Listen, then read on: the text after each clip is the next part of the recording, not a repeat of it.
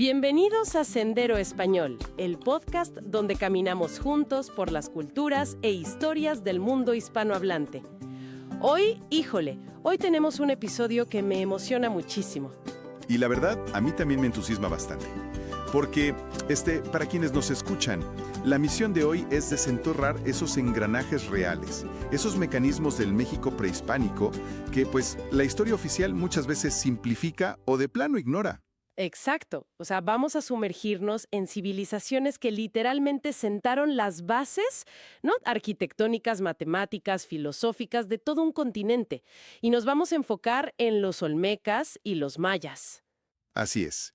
Y creo que es importante establecer desde ahorita que esto no va a ser la típica clase aburrida de historia de secundaria de memorizar fechas y ya. Que construyeron metrópolis enteras o que calcularon la órbita de los planetas, la pregunta obligada es, pues, ¿cómo demonios lo hicieron con las herramientas que tenían? Totalmente. Esa es la mentalidad, digamos, analítica con la que debemos acercarnos a estos temas. ¿Qué onda con ese nivel de ingeniería? De verdad. Estoy súper lista para empezar. Pues para empezar a responder esos cómo, tenemos que ir al origen absoluto. Antes de las grandes pirámides que todo mundo conoce, existió la civilización olmeca. La famosa cultura madre. Exactamente. Florecieron más o menos entre los años 1500 y 400 a.C., principalmente en las costas húmedas del Golfo, lo que hoy son los estados de Veracruz y Tabasco.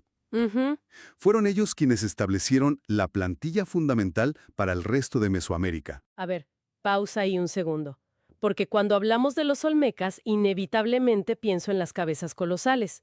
Siempre vemos las fotos de estas cabezas de basalto gigantes en los museos, pero, la neta, nadie te explica el proceso logístico. Y es un enigma logístico fascinante, de hecho. Es que si las canteras de esa roca volcánica estaban en las montañas de los Tuxtlas y sus ciudades estaban lejísimos, metidas en zonas pantanosas, ¿cómo las transportaban? O sea, sin bestias de carga, sin conocer la rueda, no manches. Físicamente parece imposible mover bloques de 40 toneladas por más de 150 kilómetros. Claro, suena a ciencia ficción, pero la teoría más sólida de la arqueología no involucra tecnología extraterrestre ni magia, sino una organización social llevada al límite absoluto de la capacidad humana. A ver, explícame eso. Fuerza bruta nada más. Fuerza bruta altamente coordinada. Para mover esos bloques desde las montañas, tuvieron que aprovechar la densa red de ríos de la región. Imagina, no sé, a cientos de hombres utilizando rodillos de madera sobre el lodo, empujando la piedra centímetro a centímetro para acercarla al agua. ¡Órale! Y luego, construir balsas gigantescas, amarrando troncos masivos, para hacer flotar esas 40 toneladas de basalto río abajo hasta llegar a sitios como San Lorenzo o La Venta. Es que, de verdad, me imagino la escena y es como, es el equivalente antiguo a construir un rascacielos hoy en día, pero usando únicamente herramientas de jardín. Es alucinante la devoción que se requiere para eso. Es un control político e ideológico que apenas podemos dimensionar, sin duda. Ahora, hay otro tema con esas cabezas colosales que siempre causa un revuelo enorme en Internet. Los rostros. Ah, sí, ya sé por dónde vas. Tienen labios muy gruesos, narices anchas. Yo he visto documentales y artículos de gente que asegura que son la prueba irrefutable de que navegantes africanos cruzaron el Atlántico miles de años antes que los europeos. Sí, es una narrativa que ha ganado muchísima atracción, especialmente impulsada por ciertas corrientes afrocentristas en las últimas décadas. Ajá, que dicen que esos rasgos son inconfundiblemente africanos. ¿Qué tan cierto es eso? Pues desde el rigor de la arqueología y la antropología física convencional, esa teoría carece de sustento empírico. ¿En serio? ¿Y cómo explican entonces esos rasgos tan particulares de las cabezas si no hubo contacto transatlántico? Hay dos factores fundamentales que casi siempre se omitan en ese debate de Internet. El primero es puramente técnico. Tallar basalto sin herramientas de metal es una pesadilla absoluta. Me imagino que sí, golpear piedra contra piedra. Exacto. Si tú intentas tallar una nariz afilada o elementos que sobresalgan demasiado, lo más probable es que con un mal golpe la escultura se fracture y pierdas meses o años de trabajo. Híjole. Claro, tiene todo el sentido. Las formas redondeadas, compactas y pegadas al bloque principal, como las narices anchas y los labios gruesos, son una necesidad de la ingeniería lítica de esa época para evitar rupturas. O sea, el material dictaba el estilo del arte. ¿Y el segundo factor cuál es? El genético. Si tú vas y analizas a las poblaciones indígenas contemporáneas de esa misma región del Golfo de México, vas a encontrar exactamente esos mismos rasgos faciales. O sea, no hace falta buscar navegantes intercontinentales cuando el modelo lo tenían justo ahí, caminando en su propia comunidad. Qué interesante, la verdad. Y al final, creo que esto nos dice mucho sobre cómo funcionamos hoy en día como sociedad, ¿no? ¿En qué sentido? Pues en que proyectamos nuestras propias identidades y anhelos políticos en el pasado. Queremos que la historia encaje a fuerza con nuestras narrativas modernas, en lugar de aceptar, pues, la realidad técnica y local de cómo trabajaban la piedra. Es una excelente observación. Le exigimos a la historia que confirme nuestras creencias actuales. Totalmente. Y hablando de legados que se han distorsionado, me vuela la cabeza que los olmecas, siendo tan antiguos, inventaron casi todo lo que nosotros asociamos con otras culturas más famosas. Fueron unos verdaderos pioneros del intelecto. No solo dominaron el tallado monumental como ya vimos. Ajá. También establecieron el juego de pelota ritual, desarrollaron el primer calendario de 365 días en la región, cimentaron el culto a la deidad del jaguar, crearon los primeros indicios de escritura y muy probablemente originaron el concepto matemático del cero. No me digas, ¿todo eso viene de ellos? Todo, siglos antes de que otras civilizaciones mesoamericanas alcanzaran su apogeo. Y eso me lleva a una ironía brutal, la neta. Pienso en la antigua ciudad olmeca de La Venta, allá por el año 900 a.C. Construyeron esta pirámide de tierra, de 30 metros de altura. Una proeza gigantesca. Así es, un montículo monumental. ¿Y hoy en día qué hay ahí? Híjole. O sea, el sitio arqueológico está rodeado por campos petroleros y refinerías de Pemex.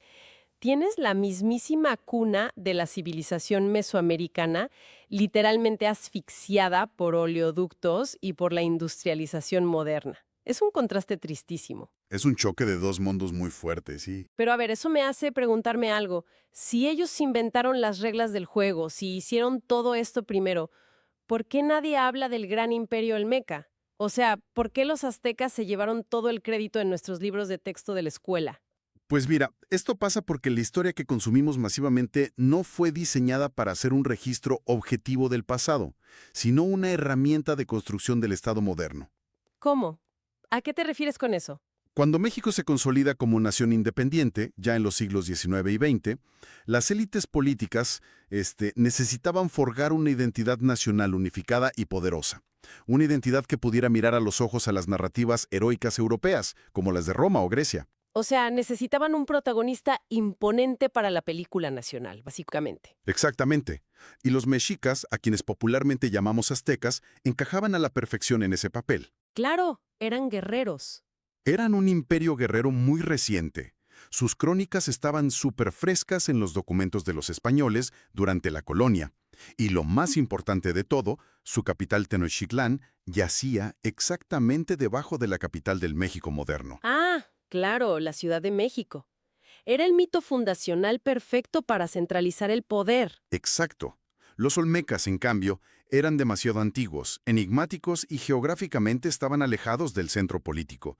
Simplemente no encajaban en esa retórica de un imperio majestuoso que cayó trágicamente frente a los europeos. Es que construimos ídolos a nuestra conveniencia, la neta.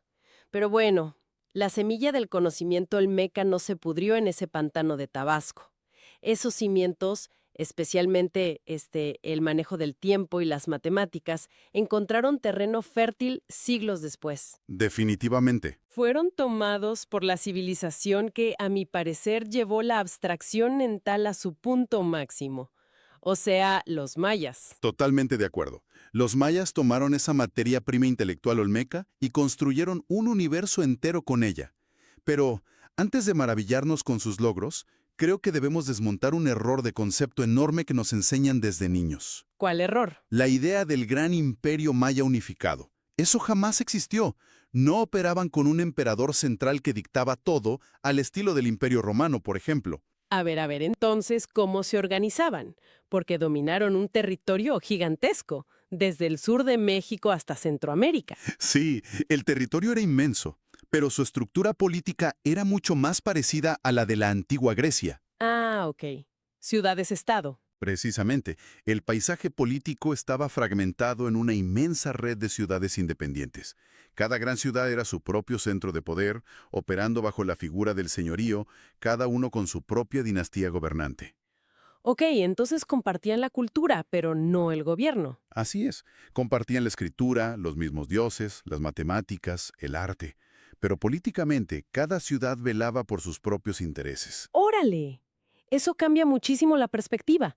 En vez de ser un imperio monolítico aburrido, era un caldero hirviente de reinos compitiendo ferozmente. Generaba un panorama muy dinámico. Había alianzas comerciales intermitentes y, por supuesto, guerras de conquista brutalmente sangrientas entre ciudades vecinas. Está de locos. Pero bueno, donde sí estaban completamente de acuerdo y alineados eran en los números. Y aquí es donde quiero que nos detengamos un rato, porque el sistema matemático maya es una completa locura. Es fascinante, sí. O sea, nosotros hoy usamos base 10, lo cual tiene todo el sentido del mundo porque tenemos 10 dedos en las manos. Pero ellos, Ellos implementaron un sistema vigesimal. Su base matemática era el número 20. 20, Y esto también surge de una observación anatómica, pero completa. Es contar los dedos de las manos y de los pies. Pero fíjate, lo que hace que su sistema sea verdaderamente revolucionario no es solo que contaran de 20 en 20, sino cómo estructuraron ese conteo. ajá, ¿cómo lo escribían? Utilizaban apenas 3 símbolos: un punto que valía 1, una barra que valía 5 y un símbolo en forma de concha de caracol que representaba el 0. ¡Qué elegancia! Y al ser un sistema posicional igual que el nuestro, podían escribir cifras astronómicas gigantescas simplemente moviendo estos 3 símbolos de abajo hacia arriba en diferentes niveles. Es que es como el código binario de la antigüedad. Y el simple hecho de que tuvieran el 0, a ver, yo tengo entendido que los europeos ni siquiera concebían el 0 en esa época, ¿verdad? Estaban todavía batallando con la X y la B de los números romanos. Así es. Europa tardó muchísimos siglos en adoptar el 0, que provenía originalmente de la India y llegó a través del mundo árabe. Los mayas lo conceptualizaron de forma totalmente independiente, muchísimo tiempo antes. ¡Qué orgullo, de verdad! Y hay algo más profundo. No debemos ver el 0 maya únicamente como una herramienta contable o, digamos, una columna vacía en un cálculo de sumas y restas. Tenía otro significado. Sí, para ellos contenía una profundidad ontológica. El 0 era la culminación de un proceso, representaba el momento exacto en que un ciclo llega a su fin, a su plenitud, y la pizarra queda en blanco, cargada de un potencial absoluto para reiniciar. ¡Wow! Es una visión casi poética de las matemáticas, ¿no crees? Totalmente. Y esa unión tan íntima entre los números, el tiempo y el cosmos es súper evidente en la arquitectura. Digo, Chichén Itzá es el ejemplo de manual para esto. El castillo. Exacto, la pirámide del castillo. Tienes este edificio y durante los equinoccios de primavera y otoño, la luz del sol pega exactamente en las escalinatas, creando unas sombras en forma de triángulos que simulan el cuerpo de la serpiente emplumada, Kukulcán, bajando desde lo alto hasta la base. A ver, como experto, explícame la mecánica mental para lograr construir algo así. Es un nivel de sofisticación tremendo porque requiere la acumulación intergeneracional de datos empíricos. O sea, siglos de estar observando. Día del año.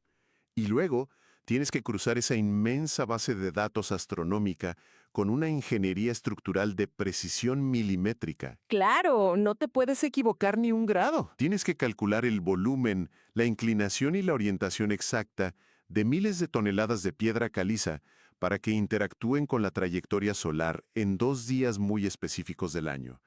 Básicamente, es el conocimiento puro convertido en un espectáculo de poder para el pueblo. Es que es alucinante. Y a eso súmale el impacto visual, porque hoy vamos como turistas y tomamos fotos de las ruinas de piedra grisácea o blanca, pero originalmente todo ese conjunto arquitectónico era intensamente polícromo. Así, los colores eran fundamentales. Imagínate estar ahí, viendo esa misma pirámide recubierta de estuco perfectamente liso, pintada de un rojo brillante que te encandila con el sol de Yucatán, con detalles en verdes y azules cobalto. ver a una serpiente de sombras deslizarse sobre un edificio de colores vibrantes en medio de una plaza inmensa. Híjole, debió ser una experiencia que te alteraba la conciencia. Sin duda alguna. Era arquitectura diseñada meticulosamente para sobrecoger los sentidos de los espectadores y para afirmar el orden divino de los gobernantes en la Tierra. Y esa misma obsesión por medir y registrar los ciclos del Sol, de la Luna, de Venus, los llevó a crear una red de calendarios de una complejidad verdaderamente abrumadora. Lo que nos lleva al infame año 2012. Uy, sí. ¿Qué onda con el pánico ridículo que se armó en Occidente, la neta? Yo recuerdo ver las noticias y había gente comprando búnkeres de supervivencia, vaciando supermercados, convencidos de que el antiguo calendario maya predecía el fin literal del planeta Tierra. Fue un fenómeno fascinante de histeria colectiva global, y nació de una profunda ignorancia sobre cómo funcionaba realmente la medición del tiempo para estas culturas. Sí, porque nosotros no entendemos el tiempo igual. Exacto. Nosotros en Occidente concebimos el tiempo de forma lineal. Una línea recta que tiene un principio, digamos en el Génesis, y que avanza inexorablemente hacia un final, un apocalipsis definitivo. Los mayas no. Ellos lo veían en círculos, ¿no? Su concepción del tiempo era cíclica. Tenían varios calendarios engranados como ruedas dentadas, pero el que causó todo el pánico fue el calendario de la cuenta larga, que estaba diseñado para rastrear periodos inmensos de tiempo.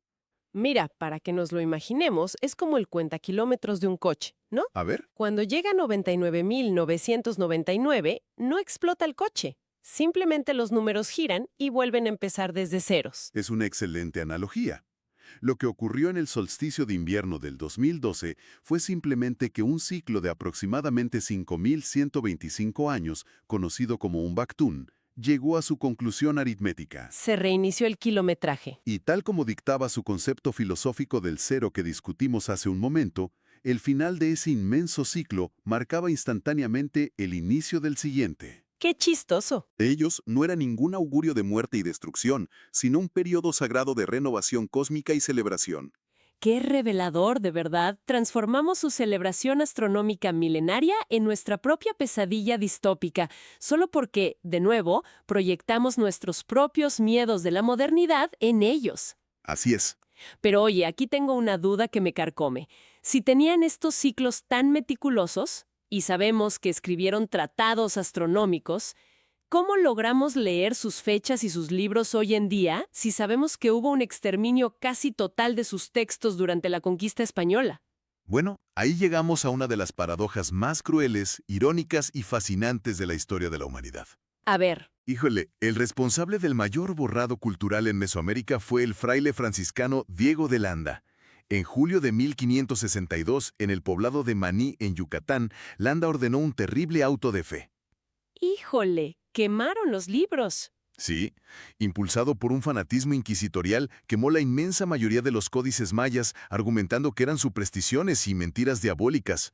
Redujo a cenizas siglos de literatura, botánica, astronomía, matemáticas y la historia de todo un pueblo. No manches, es desgarrador escuchar eso. Es literalmente como incendiar la biblioteca de Alejandría, pero del continente americano. Destruyó la voz de una civilización entera en una sola hoguera de la noche a la mañana. Así fue un golpe devastador. Pero aquí es donde reside la ironía retorcida del asunto. ¿Qué pasó?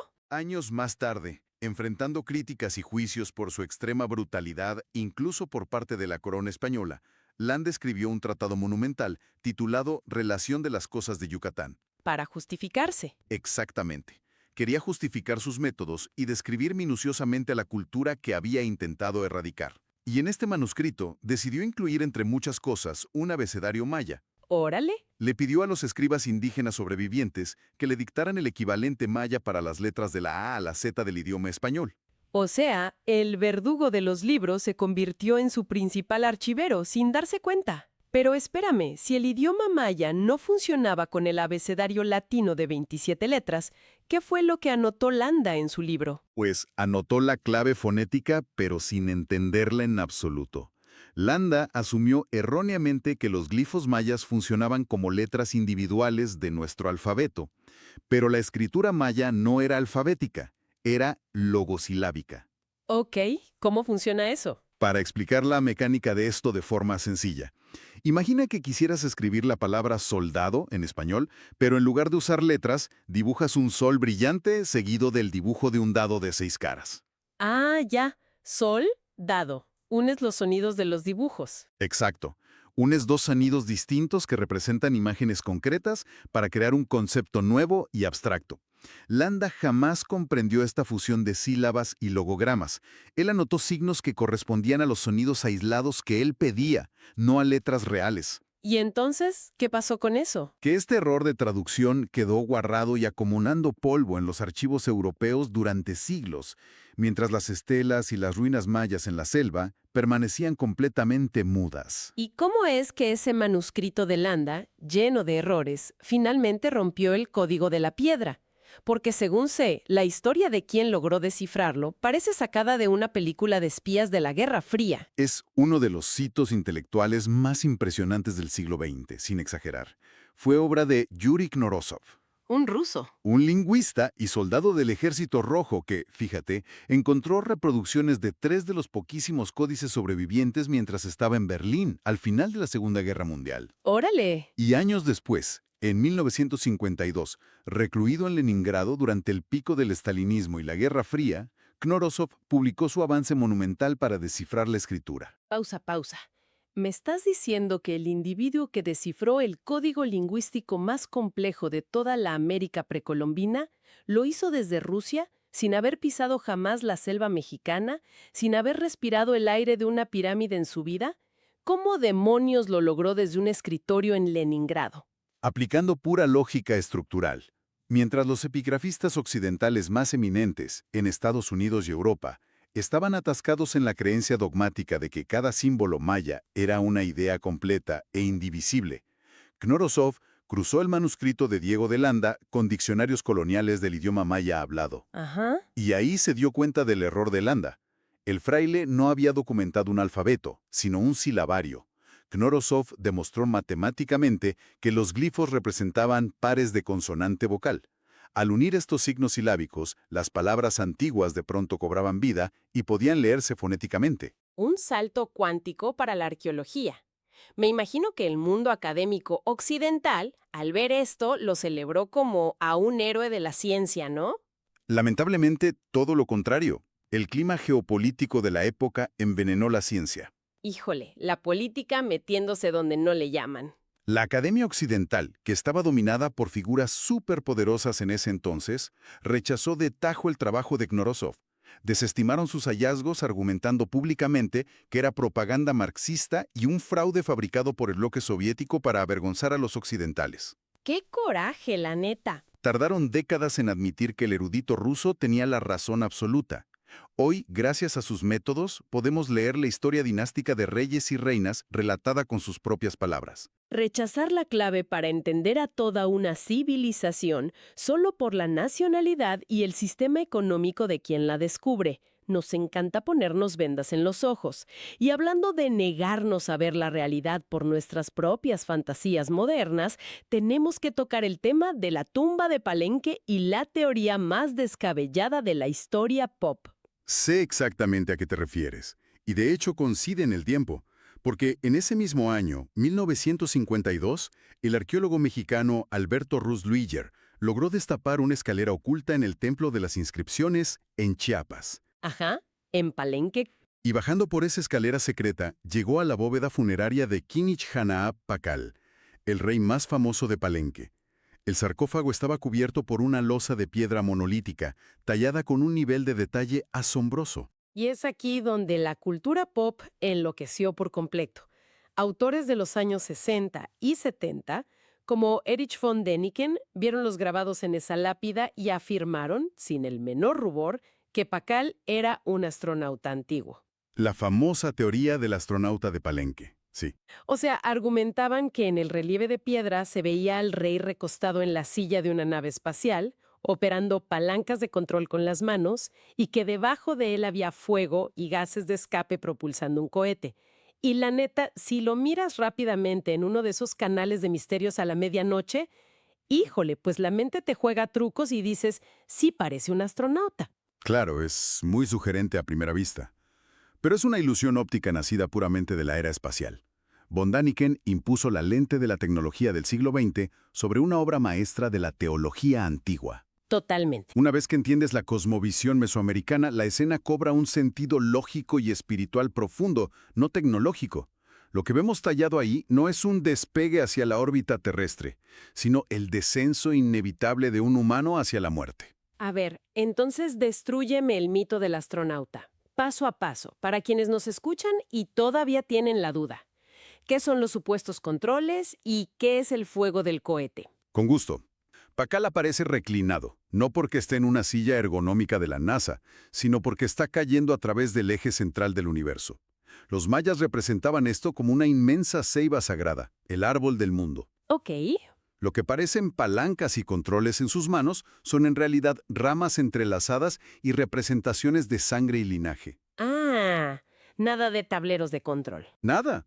Y lo que identifican como fuego o humo de propulsión en la parte inferior de la losa es el equivalente arquitectónico de la mandíbula descarnada, la garganta del monstruo de la Tierra.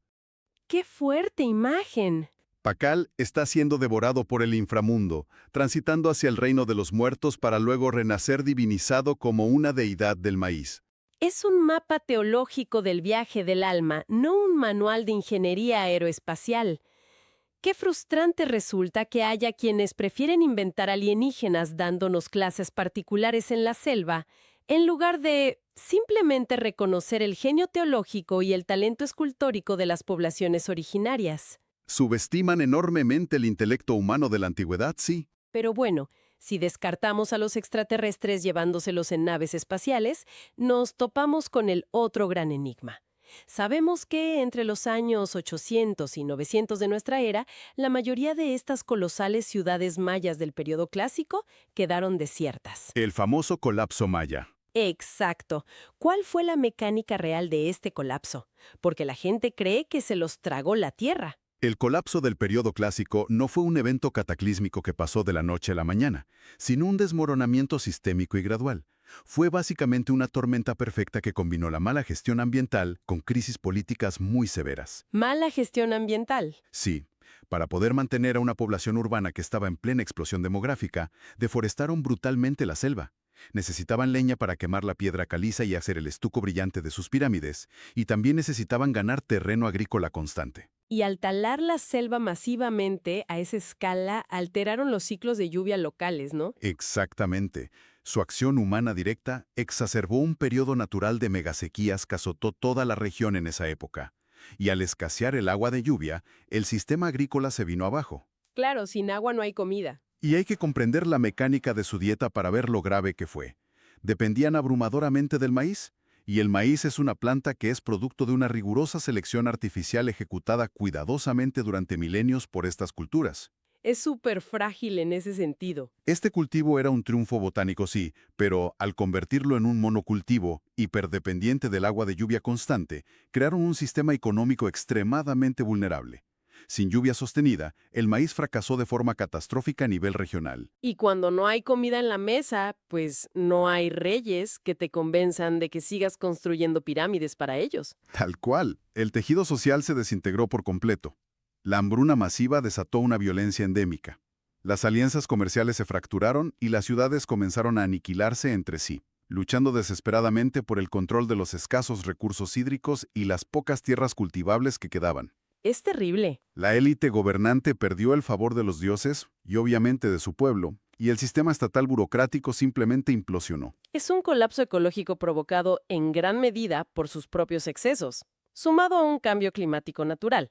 La neta suena peligrosamente similar a las crisis sistémicas de las que nos advierten hoy en día en nuestro mundo moderno. Hay lecciones muy vigentes ahí, definitivamente. Sin embargo, me parece vital hacer una aclaración gigantesca aquí mismo, porque usar la palabra colapso hace que mucha gente piense que los mayas desaparecieron mágicamente o se esfumaron en el aire, como decíamos. Y ese es uno de los malentendidos históricos más dañinos que debemos corregir siempre que podamos.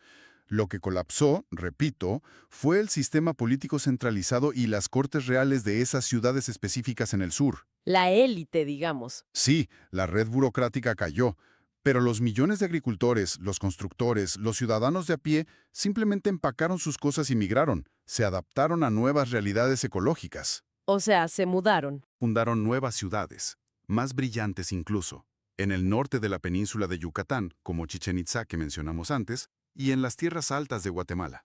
Sobrevivieron al colapso clásico, sobrevivieron a la brutal conquista española y han sobrevivido a siglos de marginación en los estados modernos. Y hoy están más presentes que nunca, eso es lo increíble. Estamos hablando de una población actual de millones de personas distribuidas activamente en México, Guatemala, Belice y Honduras. O sea, no son una reliquia exhibida en un museo. Para nada.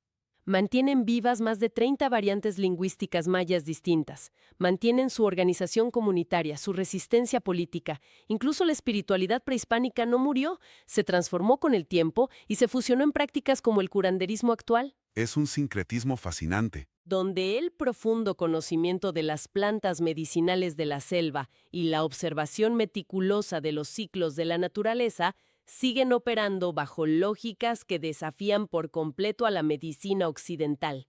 Y es precisamente ahí, en esa resiliencia viva, donde quiero que enfoquemos nuestra reflexión final de hoy. A ver, te escucho. Porque fíjate, analizar a las culturas prehispánicas, desde los grandiosos arquitectos olmecas hasta los abstractos matemáticos mayas, a menudo nos revela muchísimo más sobre los prejuicios del presente que sobre la realidad objetiva del pasado. Totalmente cierto. Cuando miramos sus increíbles ruinas y insistimos en ver el perfil de un navegante africano porque dudamos internamente de su capacidad técnica local, o cuando imaginamos la turbina de un cohete espacial porque no logramos comprender su profunda poesía teológica. Ajá. O cuando la política nos ciega. Exacto. O cuando rechazamos hallazgos científicos revolucionarios simplemente por divisiones ideológicas de la Guerra Fría. Lo que hacemos con todo eso es silenciar su verdadera humanidad. Nos obsesionamos con usar el pasado antiguo como un espejo conveniente de nuestras propias ansiedades e ideologías modernas. ¡Qué fuerte! Y al hacerlo, pues, nos perdemos la oportunidad más valiosa de todas, maravillarnos genuinamente ante lo que fueron. Mentes brillantísimas, de una ingeniería prodigiosa, lidiando con un entorno hostil, descifrando el tejido del tiempo y forjando una resiliencia cultural que, a pesar de todo en contra, se niega absolutamente a ser borrada del mapa. Me deja sin palabras. Esto ha sido Sendero Español. Si este episodio te abrió los ojos sobre el México prehispánico, compártelo. Alguien en tu vida necesita escucharlo.